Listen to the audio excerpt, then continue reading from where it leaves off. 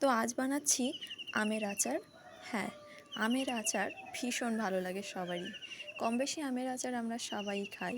আর এই দুই রকম আমের আচার বানাতে ভীষণ কম সময় লাগে।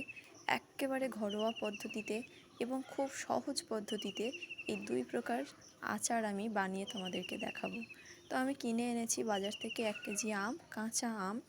ভীষণ টক, যা সেন্ট বেরোচ্ছে এই ঘ্রাণেই আমার সারা রান্নাঘর মো মো করছে। তো প্রথমেই ভালো করে ধুয়ে নিয়ে আমি খোসাগুলো ছাড়িয়ে ফেলেছি।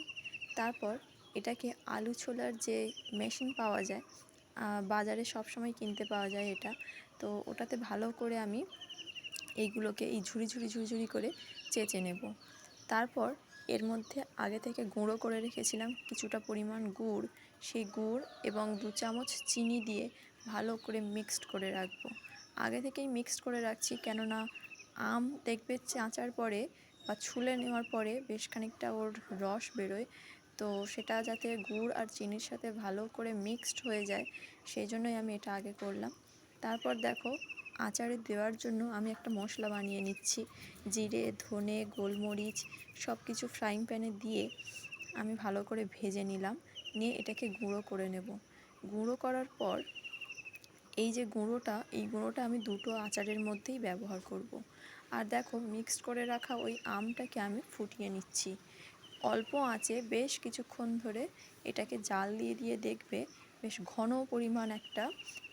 একটা থকথকে মতন আচারে পরিণত হয়েছে। তার মধ্যে দিয়ে দেব বিট লবণ, কাশ্মীরি লঙ্কার গুঁড়ো এবং আমি যে মশলাটা তৈরি করলাম ওই মশলাটা একসাথে মিক্সড করে নেব বেশ কিছুক্ষণ ধরে। তারপরে সম্পূর্ণ রেডি আমাদের আমের আচার। আর এটা সারা বছরই তোমরা একটা জারে করে, কাঁচের বয়ামে করে সংরক্ষণ করে রাখতে পারবে। বিশ্বাস করো, এতটুকু খারাপ হবে না বা নষ্ট হবে না। অন্যদিকে আরেকটা আচার করার জন্য আমি আমগুলোকে খোলা সমেত ছোট ছোট স্লাইস করে টুকরো করে কেটে নিলাম। তার মধ্যে দিয়ে দেব কাশ্মীরি লঙ্কার গুঁড়ো, হলুদ, পরিমাণ মতো নুন দিয়ে মিক্সড করব। আগের আচারটা যেমন মিষ্টি আচার বানিয়েছিলাম, এই আচারটা বানিয়েছি একেবারে টক, ভীষণই টক আচার। যারা টক খেতে ভালোবাসো এটা সম্পূর্ণ তাদের জন্য।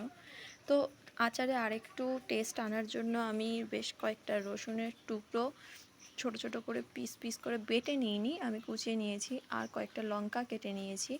এবার সর্ষের তেলের মধ্যে কালো সর্ষে বেশ পরিমাণ মতো দিয়েছি।